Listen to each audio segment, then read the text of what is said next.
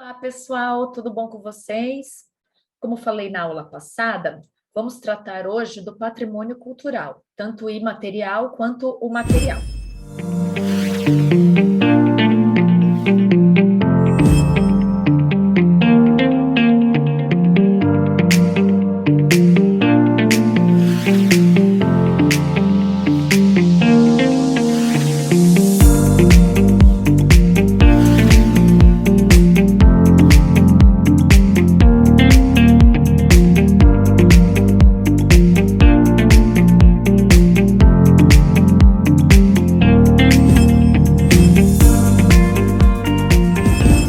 Eu sei que vocês já tiveram aulas com a professora Mariana sobre isso.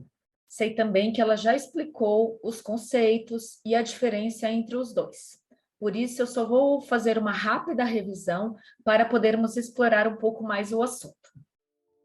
Os bens materiais são os elementos concretos de uma sociedade e representam a história de determinado povo.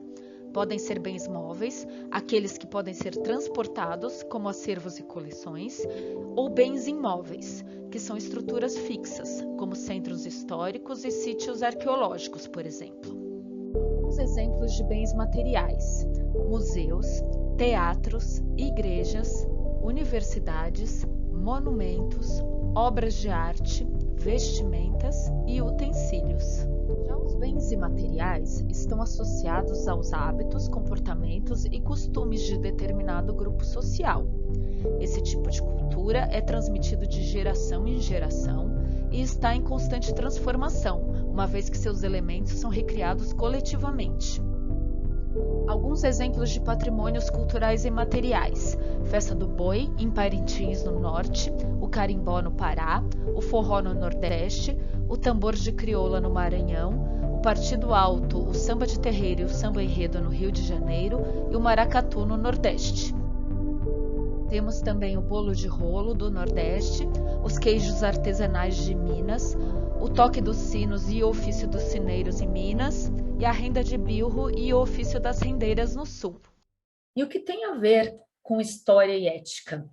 Como a professora Mariana falou, nosso patrimônio é nossa herança, que transmitimos para os nossos filhos e nossos netos, e que a sociedade transmite de uma geração para outra. E aqui estamos falando tanto dos bens materiais como dos bens imateriais. Como já falei também na aula passada, é nosso dever como cidadão preservar o nosso patrimônio cultural, assim como cobrar dos nossos governantes que o façam. Como vocês também já viram, a preservação do patrimônio acontece em diferentes instâncias. Nós temos o IPHAN, que é o Instituto do Patrimônio Histórico e Artístico Nacional, que é o órgão responsável pela gestão do patrimônio cultural. Ele também é responsável pelos bens reconhecidos pela Unesco, o braço da ONU para a educação, a ciência e a cultura, como patrimônio da humanidade. O IPHAN é também o pioneiro na preservação do patrimônio na América Latina. Esse órgão também busca facilitar o acesso ao conhecimento dos bens culturais nacionais, atuando nos seguintes campos: patrimônio material, patrimônio imaterial, patrimônio arqueológico e patrimônio da humanidade. No nosso país, temos diversos patrimônios culturais, materiais e imateriais, que são também patrimônios da humanidade, ou seja, são uma herança cultural que não deve ser somente preservada para nós, brasileiros, mas também para todo o mundo. Vamos então conhecer quais são eles? Temos 14 patrimônios culturais materiais da humanidade no nosso país. Centro Histórico de Ouro Preto, Minas Gerais. Foi aqui, na antiga Vila Rica, que aconteceu a Inconfidência Mineira, uma conspiração fracassada de independência da coroa portuguesa. Ouro Preto foi erguida no século XVII e tombada em 1980. Centro Histórico de Olinda, Pernambuco. Erguida pelos portugueses em 1535, Olinda foi um importante entreposto na época da exploração da cana-de-açúcar. Suas ruelas são formadas por casinhas com fachadas coloridas. Ruínas de São Miguel das Missões, Rio Grande do Sul. Erguidas pelos jesuítas entre os séculos 17 e 18, as construções serviam como polos catequizadores para os índios que moravam aqui, antes da chegada dos portugueses. Tombadas pela Unesco em 1983, as ruínas constituem-se em um conjunto arquitetônico entre o sul do Brasil e a Argentina e fazem parte do patrimônio arqueológico do país. Centro Histórico de Salvador, Bahia. Os prédios coloridos do Centro Histórico da primeira capital do Brasil foram tombados como Patrimônio Cultural da Humanidade em 1985, pela importância histórica da cidade como um ponto de conversão entre as culturas dos europeus, dos africanos e dos indígenas brasileiros. Santuário de Bom Jesus de Matozinhos, em Congonhas, Minas Gerais. Construído na segunda metade do século XVIII, o santuário tem um interior inspirado no rococó italiano, 7 capelas que ilustram a Via Crucis e uma escadaria exterior decorada com estátuas dos profetas católicos. Feitas em pedra-sabão, as estátuas são legítimas representantes da arte de aleijadinho. Brasília, Distrito Federal. Tombada como Patrimônio Cultural da Humanidade em 1987, a cidade foi fundada em 21 de abril de 1960 e tem o plano piloto idealizado por Lúcio Costa e os edifícios arquitetados por Oscar Niemeyer. A ideia do presidente da época, Juscelino Kubitschek, era criar do zero uma nova capital para o Brasil. Parque Nacional Serra da Capivara, Piauí. Um dos sítios arqueológicos mais antigos da América do Sul, o parque é repleto de cavernas rochosas cobertas de pintura rupestre, algumas feitas há mais de 25 mil anos. Ele foi fundado em 1979 e foi tombado pela Unesco em 1991. Também faz parte do patrimônio arqueológico. Centro Histórico de São Luís, Maranhão.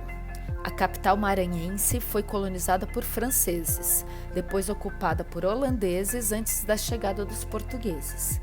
Datada do século XVII, a cidade foi tombada em 1997, graças à preservação das ruas retangulares e da arquitetura colonial. Pode-se também observar a enorme coleção de azulejos portugueses, que enfeitam as fachadas e os interiores dos casarões antigos. Centro Histórico de Diamantina, Minas Gerais. Foi construída no século XVIII em meio a montanhas de difícil acesso, recheadas de diamantes, e foi tombada pela Unesco em 1999. As construções são num barroco mais simples, diferentes do restante das cidades históricas mineiras. As igrejas parecem-se com as casas, e muitas delas têm apenas uma torre. Centro Histórico da cidade de Goiás. Construída no século XVIII, Goiás Velho é um emaranhado de casinhas e igrejinhas em meio a ruas sinuosas, e quase nenhuma delas é plana. Tornou-se patrimônio da Unesco em 2001, pela capacidade dos fundadores de erguer uma cidade em meio às montanhas, inspirados na arquitetura europeia, mas usando recursos locais. Praça São Francisco, em São Cristóvão, Sergipe. Essa praça quadrada é um exemplo da arquitetura típica dos franciscanos, ordem religiosa que ajudou a colonizar o Nordeste brasileiro. Cercada por edifícios históricos datados dos séculos XVIII e XIX, a praça recebe desde os tempos remotos importantes manifestações culturais e sociais. Paisagens cariocas, Rio de Janeiro. Em 2012, a Unesco tombou as paisagens formadas entre o mar e as montanhas. Fazem parte o Parque Nacional da Tijuca, o Jardim Botânico, o Corcovado, com a estátua do Cristo Redentor, a Praia de Copacabana, o Aterro do Flamengo e as colinas que cercam a Baía de Guanabara. Pampulha, Belo Horizonte, Minas Gerais. Desenhado por Oscar Niemeyer com projeto urbanístico de Lúcio Costa, o bairro da Pampulha foi concebido por Juscelino Kubitschek em 1940, que na época era prefeito de Belo Horizonte, e foi tombado em 2016. As construções ficam ao redor de um lago artificial, sendo a mais famosa a Igreja de São Francisco de Assis, adornada com painéis do artista brasileiro Cândido Portinari. Cais do Valongo, Rio de Janeiro, é o patrimônio mais recente do Brasil, tombado em 2017.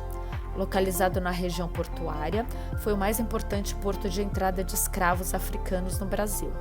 As ruínas do cais são os únicos resquícios da chegada de escravos no Brasil, sendo reconhecidas pela Unesco como local de memória de eventos traumáticos e de sobrevivência, como ocorre o campo de concentração de Auschwitz, na Polônia. Temos também alguns patrimônios imateriais no nosso país, registrados como Patrimônio da Humanidade pela Unesco. Vamos conhecê-los?